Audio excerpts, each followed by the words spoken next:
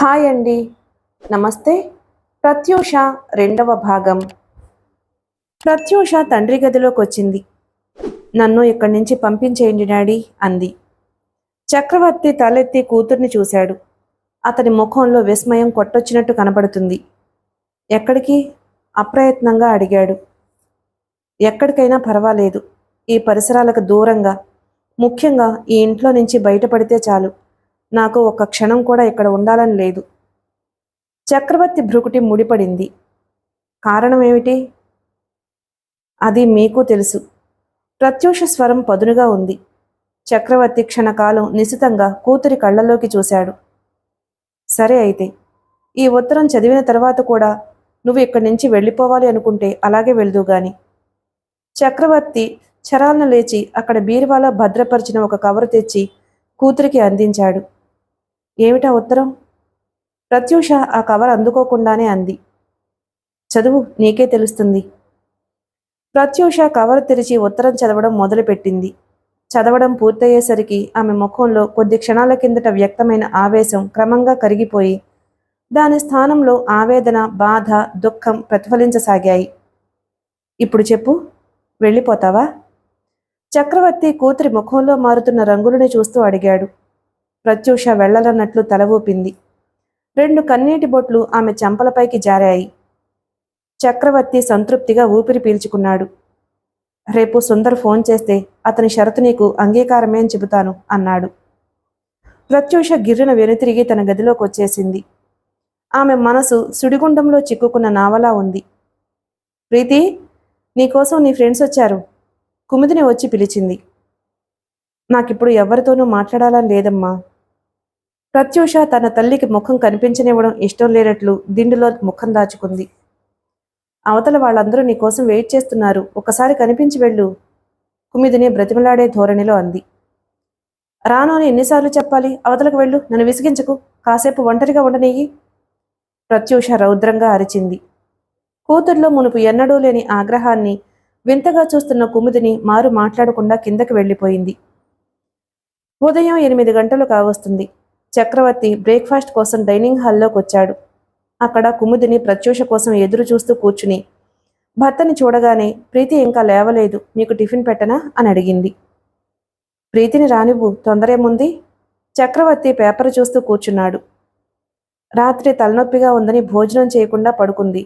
జ్వరం వచ్చిందో ఏమిటో స్వగతంలో అనుకుంటూ కూతుర్ని లేపడానికి పైకి వెళ్ళింది కుముదిని. గదిలో ప్రత్యూష గాఢ నిద్రలో ఉంది. కుముదిని ఆమె నుదురు తాకి చూసి జ్వరం లేదు అని నిర్ధారణ చేసుకున్నాక ఆమెను మెల్లగా తట్టి లేపింది. ప్రీతి, లేమ్మా, టైం 8 కావస్తుంది. ప్రత్యూష లేవలేదు. కుముదిని కిటికీలకు ఉన్న పరదాలను పక్కకు లాగుతూ మరోసారి పిలిచింది.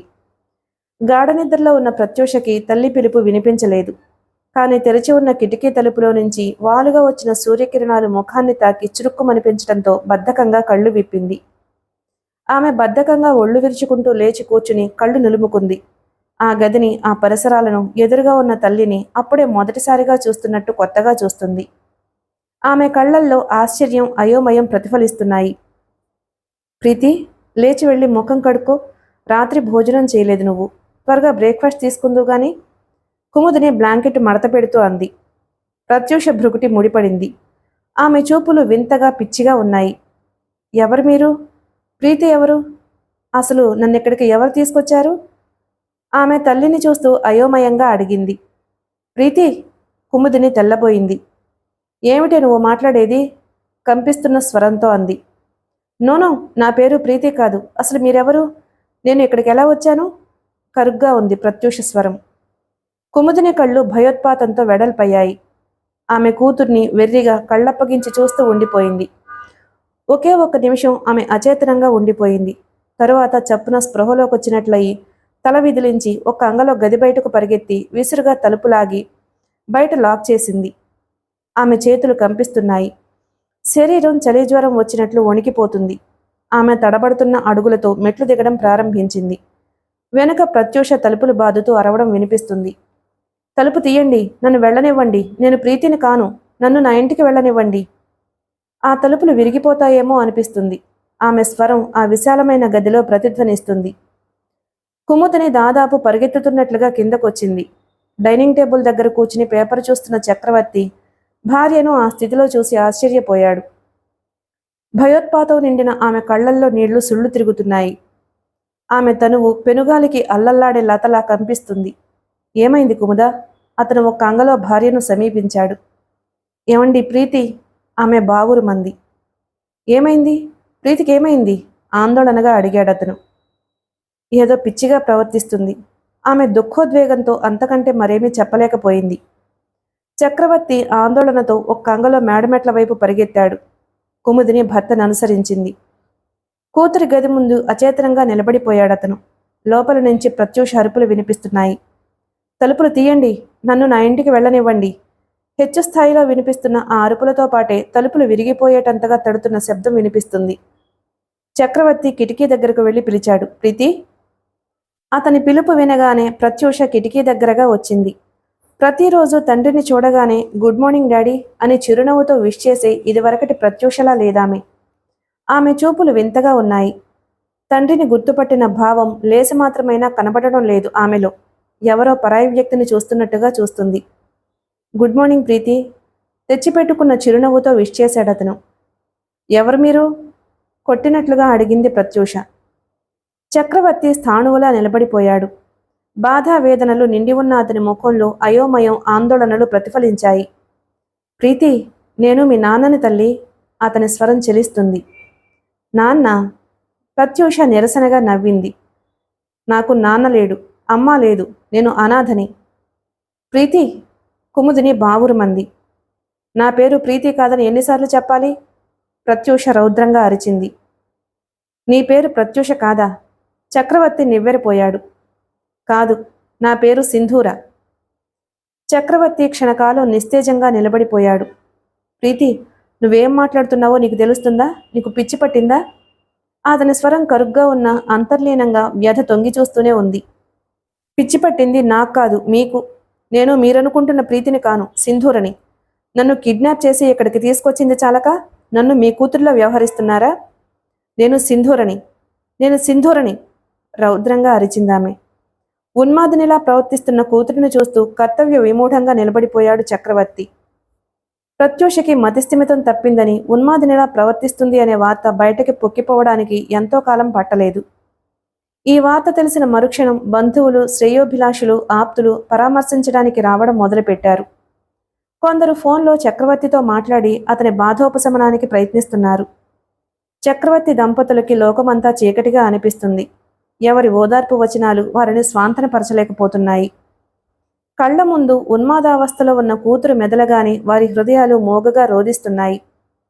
హఠాత్తుగా వృద్ధాప్యం పైనబడిన మనుషుల్లా ఉన్నారిద్దరు. ఫోన్ మోగింది.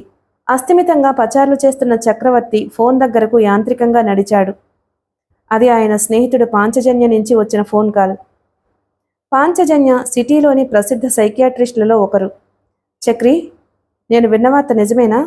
ఆందోళనగా, ఆతృతగా ఉందతని స్వరం. అవును. చక్రవర్తి స్వరం భారంగా ధ్వనించింది. చాలాసేపు పాంచజన్య ఏమీ మాట్లాడలేకపోయాడు. అసలేం జరిగింది? ఏమో, నాకు అర్థం కావడం లేదు. నిన్న ప్రీతి పుట్టినరోజు. నిన్నంతా బాగానే ఉంది. రాత్రి తలనొప్పిగా ఉందని త్వరగా పడుకుంది. తెల్లవారి 8 గంటలకు నా భార్య ప్రీతిని లేపడానికి వెళ్ళేటప్పటికీ చక్రవర్తి స్వరం బొంగురుపోయింది. ఐఎమ్ సారీ, ఇలా జరుగుతుందనుకోలేదు. పాంచజన్య సానుభూతిగా అన్నాడు. నేను 1 గంటలో వస్తున్నాను, నువ్వు అధైర్యపడకు. ఫోన్ పెట్టేశాడు పాంచజన్య. చక్రవర్తి అలసటగా కుర్చీలో వెనక్కి వాలాడు. అతని మనసు అశాంతితో నలిబిలి అవుతుంది. సరిగ్గా గంట తరువాత వచ్చాడు పాంచజన్య.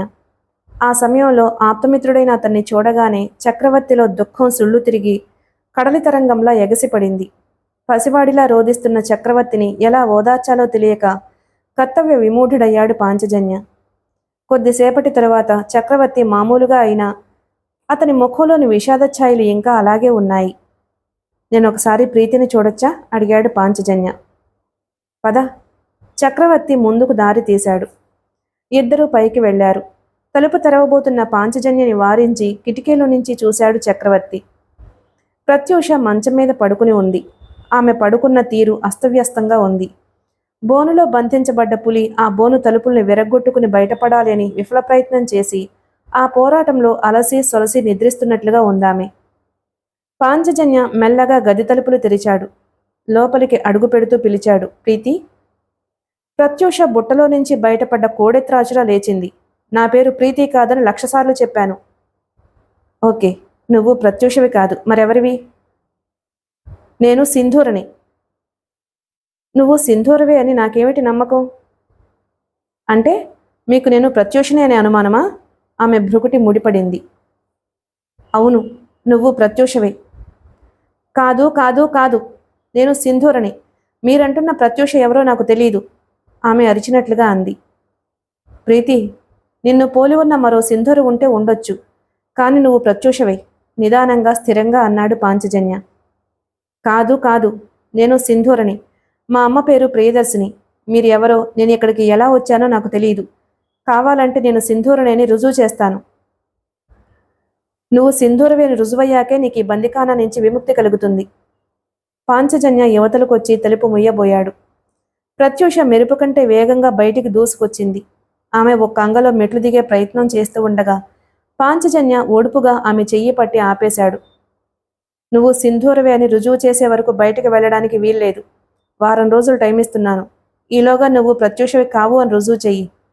అతను నిష్కర్షగా చెబుతూ ఆమె చెయ్యి పట్టి లోపలికి నెట్టాడు. తలుపులు మూసి లాక్ చేశాడు. ప్రత్యూష గది మధ్యలో నిలబడిపోయింది. ఆమె ముఖం రోషావేశాలతో ఎర్రగా కందిపోయి ఉంది. వారం రోజులెందుకు?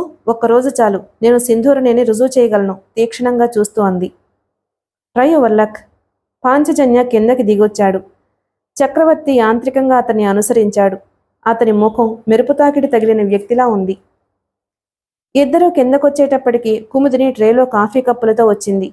ఆమె ముఖం బలవంతాన అదిమి పెడుతున్న దుఃఖఛాయలతో విషాదంగా ఉంది. కూర్చోండి, పాంచజన్య ఆమెను ఉద్దేశించి అన్నాడు. కుముదిని అతనికి ఎదురుగా కూర్చుంది. ప్రత్యూషని గురించి నాకు కొన్ని వివరాలు కావాలి. కూతురి ప్రస్తావన రాగానే కుముదిని ముఖంలో బాధావీచికలు రెపరెపలాడాయి. పాంచజన్య ఆ దంపతులని సూటిగా చూశాడు. ఈ మధ్యకాలంలో ప్రీతి ప్రవర్తన ఎలా ఉండేది? ఏదైనా మార్పు కనిపించిందా? కుముదిని ఏదో చెప్పబోయేలోగా చక్రవర్తి అన్నాడు, అలాంటిదేమీ లేదు. కుముదిని భర్త వైపు ఓసారి చూసి మొహం తిప్పుకుంది. ఇటీవల కాలంలో ప్రీతి మనసును బాధపెట్టే సంఘటన ఏదైనా జరిగిందా? ఏమీ లేదు. ప్రీతి ఏది కోరినా మేం కాదను. అసలు నేను నా కూతుర్ని 4 గోడల మధ్య బంధించి ఏనాడూ పెంచలేదు. మా ఇష్టాలను అభిప్రాయాలను దాని చేత బలవంతంగా ఆచరింపచేయాలని అనుకోలేదు. అలానే ప్రీతి కూడా ఏనాడు మా మనసును నొప్పించేలా ప్రవర్తించలేదు. ప్రీతి ఏదో మానసిక వ్యాధితో బాధపడుతుంది అని నీ ఊహ కాబోలు. మానసికంగా వ్యధ చెందేటంత సమస్యలు ఏవీ ప్రీతికి లేవు. చక్రవర్తి పాంచజన్య అడగకుండానే గడగడా చెప్పేశాడు. అతని ధోరణి చూస్తే కూతురి పరిస్థితిని చూసి ఏదో ఒక మానసిక వ్యాధి అని పేరు పెట్టి పాంచజన్య వైద్యం మొదలు పెడతాడేమో అన్న భయం కనిపిస్తుంది. పాంచజన్య చిరునవ్వు నవ్వాడు. మానసిక వ్యాధి వచ్చిందంటే దాని వెనుక ఏదో ఒక సమస్య తప్పక ఉంటుంది అనే అపోహ చాలామందికి ఉంటుంది. మానసిక వ్యాధులలో కేవలం 25% మాత్రమే సమస్యల వల్ల రావడానికి వీలుంది. మిగతా 75% శరీరంలో జరిగే మార్పుల వలన మాత్రమే వస్తాయి. మన మెదడులో ఉండే న్యూరో ట్రాన్స్మిటర్స్ అనే కొన్ని రాసాయనిక పదార్థాలలో తేడాలు రావడం వల్ల చాలా రకాల మానసిక వ్యాధులు వస్తాయి. అలాగే మెదడుకి, నాడీ మండలానికి ఏదైనా జబ్బు చేసినా అవి మానసిక వ్యాధుల రూపంలో బయటపడతాయి. అంతేగాని కేవలం సమస్యలున్న వారికి మాత్రమే మానసిక వ్యాధులు వస్తాయి అనుకోవడం పొరపాటు. ప్రీతి పరిస్థితి చూస్తే ఇది ఖచ్చితంగా మానసిక వ్యాధి అని చెప్పగలను. తన పేరు ప్రత్యూష కాదు సింధూర అని చెప్పడం, తను అనాథ అని, తన తల్లి పేరు ప్రియదర్శిని అని చెప్పడం, ఇలా ఒకే మనిషిలో 2 రకాల వ్యక్తిత్వాలు ఉండడాన్ని మెడికల్ టెర్మినాలజీలో స్కిజోఫ్రెనియా అనే వ్యాధి లక్షణాలుగా చెప్పొచ్చు. సైకియాట్రిస్ట్గా నేను ఇచ్చే సలహా ఏమిటంటే సైకోథెరపీ ద్వారా ప్రీతిని మళ్ళీ మామూలు మనిషిని చేయొచ్చు. అది త్వరలో ప్రారంభిస్తే మంచిది. పాంచజన్య ఇక తను మాట్లాడేదేమీ లేదన్నట్లుగా ఆ దంపతుల దగ్గర సెలవు తీసుకుని వెళ్ళిపోయాడు. పాంచజన్య వెళ్లడం కోసం ఆగినట్లు అతను వెళ్లగానే కుముదిని భర్త వైపు తిరిగింది. ఆయనతో మీరు అబద్ధం ఎందుకు చెప్పారు? ఆమె స్వరంలో దాచుకుందామన్నా దాగని పదును ధ్వనించింది. అబద్ధమా? చక్రవర్తి అర్థం కానట్లు చూశాడు. కాకపోతే నిజం దాచారు. డాక్టర్ దగ్గర రోగం దాచుకోవాల్సిన పనేమిటి? ప్రీతి ప్రవర్తన ఈ మధ్య తేడాగా లేదు. ప్రీతికి ఏ రోగమూ లేదు. పాంచజన్య సైకియాట్రిస్టు. అతనికంటే మనకి ఎక్కువ తెలుసా? డాక్టర్ల కళ్ళకి అందరూ పేషెంట్లలాగే కనిపిస్తారు, మొహం చిట్లిస్తూ అన్నాడు చక్రవర్తి. మీరు ఎందుకింత మూర్ఖంగా ఆలోచిస్తున్నారు? ఒక పక్క ప్రీతి ఒళ్ళు తెలియని ఉన్మాద స్థితిలో పడుంటే మీకు చీమ కుట్టినట్లయినా లేదే?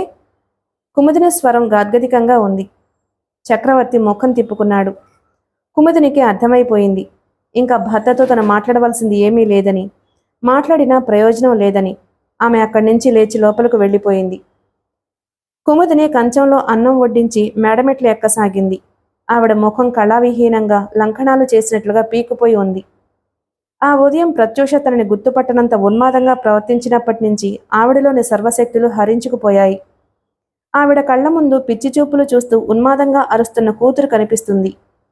ఉదయం నుంచి నిస్తేజంగా కూర్చుండిపోయిన ఆవిడకి రాత్రి 7 గంటలకి ఉదయం నుంచి ప్రీతి కాఫీ కూడా తాగలేదు అని గుర్తుకొచ్చింది. వెంటనే ఆవిడ లేని ఓపిక తెచ్చుకుని వంట మనిషికి అన్నీ అందిస్తుంటే వంట పూర్తి చేసింది. కుమిదిని కంచంలో భోజనం పెట్టి పైకి వెళ్లబోతూ ఉండగా చక్రవర్తి వచ్చాడు. భార్య చేతిలోని భోజన పళ్ళాన్ని చూసి ప్రీతి కోసమా అని అడిగాడు. కుముదిని తలపంకించి ఊరుకుంది. చక్రవర్తి భార్య కంటే ముందుగా వెళ్లి కూతురున్న గది తలుపులు తెరిచాడు. గదిలోకి అడుగుపెట్టిన కుముదినికి మంచం మీద నీరసంగా పడుకుని ఉన్న కూతుర్ని చూడగానే మనసు కలుక్కుమంది. ప్రీతి మృదువుగా పిలిచిందామె. ప్రత్యూష పలకలేదు. ప్రీతి, చక్రవర్తి బిగ్గరగా పిలిచాడు. నా పేరు ప్రత్యూష కాదని ఎన్నిసార్లు చెప్పాలి? కోపంగా చూస్తూ అంది. ప్రీతి, ఇటు చూడమ్మా, నేను మీ అమ్మని. నన్ను గుర్తుపట్టలేదు? కుముదిని స్వరం గాద్గదికంగా ఉంది. ప్రత్యూష ముఖం తిప్పి తల్లివైపు చూసింది. ఆమె కళ్ళు రెపరెపలాడాయి. అమ్మా, అక్షరాలు కూడబలుక్కుంటున్నట్లుగా ఉచ్చరించింది. నువ్వు నా అమ్మవైతే ఇక్కడెందుకున్నావు? అక్కడుండాలి. వేలు పైకి చూపిస్తూ పళ్ళన్నీ కనిపించేలా నవ్వింది. ప్రీతి, లేచి భోజనం చెయ్యి. చక్రవర్తి అంతవరకు తీక్షణంగా కూతుర్నే చూస్తున్నవాడల్లా కటువుగా హెచ్చరించాడు. నే తినను, మొండిగా అంది ప్రత్యూష. నీకే చెప్పేది, తినకపోతే 2 తగిలిస్తాను. ఏమిటి, నన్ను కొడతావా? కొట్టు చూద్దాం, పెంకిగా అంది. చక్రవర్తి చెయ్యి పైకి లేచింది. ఏమండి? కుమిదిని అరుస్తూ వచ్చి పట్టుకునేలోగానే అతను కెవ్వుమన్నాడు. అతని మెడ చుట్టూ ప్రత్యూష చేతులు బిగుసుకున్నాయి. నీ ప్రాణం తీస్తాన్రా. నువ్వు నా తండ్రివి కాదు, నరరూప రాక్షసుడివి. మా అమ్మని నువ్వే కదూ చంపేశావు. నీ మూలంగానే కదూ నా జీవితం ఇలా నాశనమైంది. ప్రత్యూష ఉన్మాదంగా అరుస్తూ పశుబలంతో అతని మెడని నొక్కేస్తుంది. సుకుమారంగా కోమలంగా ఉన్న ఆమె చేతుల్లోకి అంత బలం ఎలా వచ్చిందో మరి. ఆ చేతులు యమపాశాల్లా ఉన్నాయి. బలంగా ఆరోగ్యంగా ఉండే చక్రవర్తి కూడా ఆ క్షణంలో నిలదొక్కుకోలేకపోయాడు. కుముదిని అతి ప్రయత్నం మీద కూతురు చేతుల్లోంచి భర్తను విడిపించగలిగింది. చక్రవర్తి ఒక అంగలో బయటపడ్డాడు. ప్రత్యూష ఆయాసంతో రొప్పుతూ మంచం మీద కూలబడింది. నువ్వు అడ్డుకోబట్టిగాని లేకపోతే ఆయన నా చేతుల్లో చచ్చుండేవాడు అంది కసిగా. ప్రీతి, కుముదిని ఆమె దగ్గరగా కూర్చుని ఆమె చేతుల్ని తన చేతుల్లోకి తీసుకుంది. ఏమిటిది? ఎందుకిలా ప్రవర్తిస్తున్నావు? ఏమైంది నీకు? మీ నాన్నగారిని అనరాని మాటలు అంటావా? ఆయన్ని చంపడానికి సిద్ధపడతావా? ఎప్పుడైనా మీ నాన్నగారిని ఎదిరించి మాట్లాడావా? అలాంటిది ఒళ్ళు తెలియకుండా ప్రవర్తిస్తావా? ఇవన్నీ చూడ్డానికే నేనింకా బ్రతుకున్నానా? గుండెల మీద వేసుకుని పెంచుకున్న నువ్వు ఈ స్థితిలో ఉంటే నేను చూడలేనమ్మా. ముందు నన్ను చంపేయి. కుముదిని ఏడుస్తూ కూతురు చేతుల్ని మెడకి చేర్చుకుంది. అమ్మా! ప్రత్యూష హఠాత్తుగా తల్లి భుజం మీదకు వాలిపోయి ఏడవడం ప్రారంభించింది. నేను ఏం చేస్తున్నానో నాకు తెలియడం లేదమ్మా. నేనేమైపోతున్నాను? అయోమయంగా చూస్తూ అంది. క్షణంలో కూతుర్లో వచ్చిన మార్పుకి విస్తుపోయిన కుమిదిని ఆమె యథాస్థితికి రావడంతో ఆనందించింది. ప్రత్యూషని మంచి మాటలతో బొజ్జగించి అన్నం తినిపించింది. ఆమె పడుకున్నాక దుప్పటి సర్దుతుంది. హఠాత్తుగా ప్రత్యూష తల్లి చెయ్యి పట్టుకుంటూ అంది. మీరనుకుంటున్నట్టుగా నేను మీ ప్రత్యూషను కాదమ్మా, సింధూరనే. కుముదిని అదిరిపడ్డట్టుగా విభ్రాంతిగా కూతుర్ని చూస్తుంది. ముక్కు ముఖం తెలియని నాపై మీరు చూపిస్తున్న ఆదరణకి కృతజ్ఞురాల్ని. కన్నతల్లి ప్రేమ కరువైన నాకు అమ్మగా ప్రేమానురాగాన్ని పంచిస్తున్నారు. ఏమిచ్చి మీ రుణం తీర్చుకోగలను? కుముదిని క్షణం నిశ్చేష్టగా ఉండిపోయింది. ఆమెకు రక్తప్రసరణ ఆగినట్లయింది. ఏం మాట్లాడుతుంది ప్రీతి? ఆవిడ ఒకసారి కూతురు మాట్లాడిన ప్రతి మాటను పునశ్చరణ చేసుకుంది. ఆమె చేతి వేళ్లల్లో మొదలైన వణుకు ఒళ్లంతా ఆక్రమించుకుంది. ఒక క్షణం తెలివిగా మాట్లాడి మరుక్షణం ఉన్మాదినిలా ప్రవర్తిస్తున్న కూతుర్ని చూడగానే ఆవిడ మాతృహృదయం వ్యధతో కుమిలిపోయింది. ఆవిడ గిర్రున వెనుతిరిగి యువతలకు వచ్చేసింది. రాత్రి 12 గంటలు దాటింది. కూతుర్ని గురించిన మనోవేదనతో నిద్రకు దూరమైన కుమిదిని అలసిపోయినట్టుగా కళ్ళు మూసుకుంది. ఎప్పటికో మాగన్నగా నిద్రపట్టిందావిడికి. కొద్దిసేపటి తరువాత హఠాత్తుగా తలుపు తెరుచుకున్న శబ్దానికి మెలకువ వచ్చిందావిడికి. చక్రవర్తి లోపలికొస్తున్నాడు. ఆవిడ ఉలికిపాటుగా లేచి కూర్చుంది. మీరింకా నిద్రపోలేదు? ఆవిడ స్వరం భారంగా ఉంది. లేదు, ప్రీతిని చూసొస్తున్నాను. చక్రవర్తి పడుకుంటూ అన్నాడు. ఎలా ఉంది? ఆమె గొంతు వణికింది. నిద్రపోతుంది. చక్రవర్తి అటు తిరిగి పడుకున్నాడు. కుముదిని అశాంతిగా ఆవేదనగా నిట్టూర్చింది. ఆవిడ మనసులో కడలితరంగాల్లా ఆలోచనలు ఎగసి పడుతున్నాయి.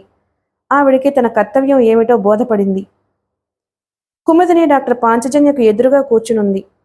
ప్రీతిని గురించి ఒక నిజం మీతో చెప్పాలని వచ్చాను అంది ఉపోద్ఘాతంగా. ఏమిటది? పాంచజన్య ముఖంలో సంభ్రమం కదలాడింది. గత కొద్ది రోజులుగా ప్రీతి ప్రవర్తనలో తేడాని గమనించాను. కానీ అది మానసిక వ్యాధి లక్షణమో అని నేను ఊహించలేదు. పాంచజన్య భ్రుకుటి ముడిపడింది. చక్రవర్తి నా నుంచి ఈ విషయాన్ని ఎందుకు దాచాడు? డాక్టర్ దగ్గర నిజాన్ని దాచటం వల్ల వ్యాధి పెరిగిపోతుంది తప్ప వేరే ప్రయోజనం ఏమీ లేదే. అతను అలా అనగానే కుముదిని జవాబివ్వలేక క్షణం తొట్రుపడింది. ఆయన ప్రీతిలోని ఈ మార్పును గమనించుండకపోవచ్చు అంది మెల్లగా. పాంచజన్య సూటిగా ఆవిడ్ని చూస్తూ అన్నాడు. సరే, మీరు చెప్పదలుచుకున్నదేదో చెప్పండి. కుముదిని ఈ మధ్యకాలంలో ప్రీతి ప్రవర్తన ఎలా ఉన్నది ఒక్కొక్క సంఘటన వివరించసాగింది. పాంచజన్య ఆమె చెప్పిందంతా శ్రద్ధగా విన్నాడు. ప్రీతి ఎప్పటినుంచి ఎలా ప్రవర్తిస్తుంది ఖచ్చితంగా చెప్పగలరా? ఆ రోజు నాకింకా బాగా గుర్తుంది. ప్రీతి తన స్నేహితురాలి బర్త్డే పార్టీకని వెళ్ళింది. తను రావడం ఆలస్యం అవుతుందని ముందరే చెప్పి వెళ్లడంతో మా వారు కారు తీసుకుని వెళ్లారు. ఆ రోజు ప్రీతితో ఆయన ఇంటికొచ్చేటప్పటికి రాత్రి 12 అయింది. ఆ రోజే ప్రీతి ప్రవర్తన అసహజంగా అనిపించింది నాకు. ఎప్పుడూ చలాకీగా ఉండే పిల్ల ఆ రోజు ఎందుకో స్తబ్దుగా ఉంది. దేవుడి పూజ అంటే ఆమెడ దూరం ఉండే ప్రీతి మర్నాటి ఉదయం పూజ చేసుకుంది. నేను ప్రీతిని ఎన్ని రకాలుగా ప్రశ్నించినా నాకు అవేమీ చెప్పలేదు. మా వారు చెప్పారు ప్రీతి హర్ష దగ్గరకు బాంబే వెళ్తానందని, తను వద్దన్నానని. ప్రీతిని హర్ష దగ్గరకు పంపననడానికి కారణం ఏమిటి? తల్లిదండ్రులుగా మా భయాలు మాకున్నాయి.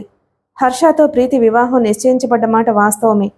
కానీ వివాహం అయ్యేదాకా వాళ్ళిద్దరూ దూరంగా ఉండడమే మంచిది అని మా అభిప్రాయం. ప్రత్యూష ఉన్మాదినిలా ప్రవర్తించడానికి, కన్న తల్లిదండ్రులు ఎప్పుడైనా మిమ్మల్ని నిరసనగా చూడడానికి ఇది చెప్పుకోదగ్గ కారణం కానే కాదు. ఇంకేమైనా చెప్పగలరా? మేం ప్రీతిని ప్రత్యూష అని పిలిస్తే తన పేరు ప్రత్యూష కాదని సింధూర అని చెబుతుంది.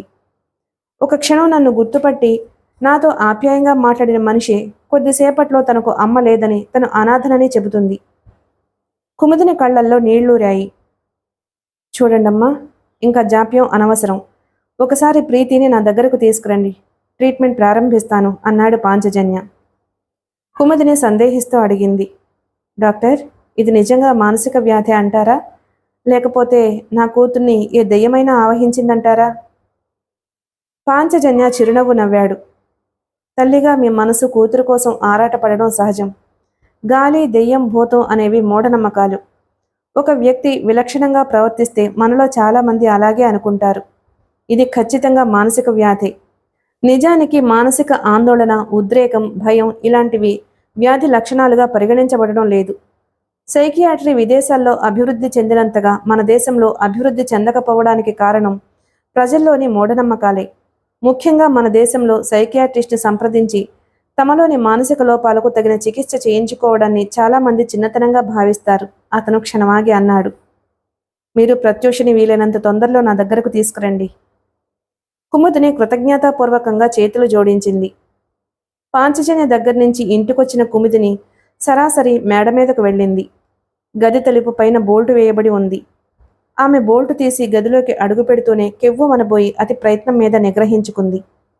గదిలో ప్రత్యూష లేదు. ఆవిడ కంగారుగా, ఆందోళనగా చుట్టూ చూసింది. ప్రీతి, ప్రీతి ఆదుర్దాగా పిలుస్తూ బాత్రూం వైపు వచ్చింది. బాత్రూం తలుపు తెరిచే ఉంది. ప్రత్యూష లేదు. కుముదిని తడబడే అడుగులతో, పరుగులాంటి నడకతో యువతలకొచ్చి బాల్కనీ అంతా వెదికింది. ప్రత్యూష ఎక్కడా లేదు. కుముదిని కిందకొచ్చింది. ఆమె శరీరం చలి జ్వరం వచ్చినట్లు వణికిపోతుంది. ప్రీతి ఏమైపోయింది? మతిస్థిమితం లేని పిల్ల అసలు గది తలుపులు వేసింది వేసినట్లుండగా ఎలా మాయమైపోయింది? ఆవిడికి భయంతో దుఃఖం వస్తుంది. నిలబడే శక్తి లేనట్లుగా కూలబడిపోయింది. అలా ఎంతసేపు కూర్చుందో హఠాత్తుగా కారు హారన్ వినిపించగానే తలెత్తింది.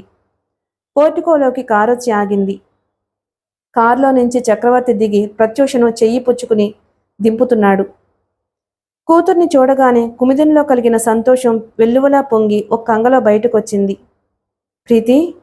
ఆవిడ సందేహిస్తున్నట్టుగా ఆగింది. ఎక్కడికి తీసుకువెళ్లారు ప్రీతిని?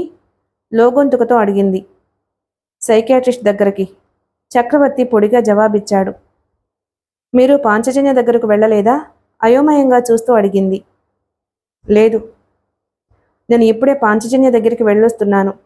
ప్రీతిని తన దగ్గరకు తీసుకొస్తే వైద్యం ప్రారంభిస్తానన్నారు. అవసరం లేదు, నేను ఇప్పుడు తీసుకువెళ్ళిన డాక్టర్ కూడా అనుభవశాలి. ఇవాల్టి నుంచే ట్రీట్మెంట్ మొదలైంది. చక్రవర్తి ప్రత్యూష చెయ్యి పట్టి నడిపించి పైకి తీసుకువెళ్ళాడు. భర్త తమ కుటుంబానికి ఆప్తుడైన పాంచజన్య చేత కూతురికి వైద్యం చేయించకుండా వేరే డాక్టర్ దగ్గరికి ఎందుకు తీసుకువెళ్ళాడా అనిపించినా అసలు వైద్యమే వద్దన్న అతను ఎలాగో వైద్యం చేయించడానికి సిద్ధపడ్డాడు కదా అని ఆనందించిన ఆవిడ అన్నిటికంటే ఆవిడ్ని సంతోషపెట్టిన విషయం ప్రీతి ఎలాంటి గొడవ చేయకుండా మామూలుగా ఉండడం. ప్రత్యూషకి మతి భ్రమించిందట. వాట్? అమితమైన ఆశ్చర్యాన్ని వ్యక్తం చేశాడు సుందర్. నువ్వు చెప్పేది నిజమా? అవును, తన పేరు ప్రత్యూష కాదని సింధూర అని చెబుతుందట. తల్లిదండ్రుల్ని గుర్తుపట్టడం లేదట చెప్పాడు జేమ్స్. సుందర్ భృకుటి ముడిపడింది. జేమ్స్ చెప్పింది అర్థం కాగానే అతని ముఖం కోపంతో ఎరుపు రంగుకు తిరిగింది. నాతో నాటకాలాడుతున్నాడా దాని బాబు? ఆ చక్రవర్తికి రోజులు దగ్గర పడ్డాయి. అతడు చివాలన లేచి ఫోన్ అందుకున్నాడు. అవతల చక్రవర్తి పలకగానే అతను గొంతు సవరించుకున్నాడు. నేను. నిద్రలో అయినా ఆ స్వరం విని ఉలికిపాటుతో మేల్కొనే చక్రవర్తి నిటారుగా అయ్యాడు. ఏం కావాలి? అప్రయత్నంగా అడిగాడు. ప్రత్యూష, అదే నువ్వు సింధూరాని పిలుచుకుంటున్నా ముద్దుగుమ్మని నేను పిలుస్తున్నానని ఫోన్ దగ్గరికి పిలువు. ప్రత్యూషకి మతిస్థిమితం లేదు. ఈ పరిస్థితిలో నువ్వు ఆమెను అల్లరి పెట్టడం భావ్యం కాదు. చక్రవర్తి బ్రతిమలాడే ధోరణిలో అన్నాడు. నీ కూతురుకు పట్టింది మామూలు పిచ్చి కాదురా, మద పిచ్చి. ఆ పిచ్చి నేను వదిలిస్తాను గాని వెధవేషాలు వేయకుండా ప్రీతిని పిలువు, సుందర్ కటువుగా అన్నాడు. చక్రవర్తి ముఖమంతా స్వేదమయమైంది. అతను రిసీవర్ పక్కన పెట్టి తడబడే అడుగులతో పైకి వెళ్ళాడు. ప్రత్యూష గదిలో మంచం మీద కూర్చుని గోళ్లు కొరుక్కుంటూ కాళ్ళూపుతుంది. ప్రీతి? అతను పిలవగానే ఆమె చివాలన తల తిప్పి చూసింది. ఆ చూపుల్లో ఆగ్రహం వ్యక్తమవుతుంది. నా పేరు ప్రీతి కాదని ఎన్నిసార్లు చెప్పాలి? ఐఎమ్ సారీ, గొణిగినట్లుగా అన్నాడు చక్రవర్తి. ప్రీతిని మర్చిపోలేక అలా పిలిచాను. సింధూరా, ఒకసారి కిందకరా, నీకోసం సుందర్ ఫోన్ చేశాడు. సుందరా? వాడెవడు? అయినా వాడితో మాట్లాడవలసిన పని నాకేమిటి? నేను రాను. సింధూరా, ఒక్కసారి వాడితో మాట్లాడి వెళ్ళు, చక్రవర్తి అభ్యర్థిస్తున్నట్లు అన్నాడు. ప్రత్యూష క్షణం తండ్రి మొహంలోకి చూసి ఏమనుకుందో ఏమో కిందకి దిగొచ్చింది. రిసీవర్ ఎత్తి అంది. నేను సింధూరిని మాట్లాడుతున్నాను. అందాల బొమ్మకి ఏ పేరైనా సింగారమే. అంగడి బొమ్మని చేస్తే కురిసేది బంగారమే. అవతల నుంచి రాగయుక్తంగా వినపడింది. క్షణం ఆగి అతను అడిగాడు. ఇంతకీ ఎప్పుడొస్తున్నావు?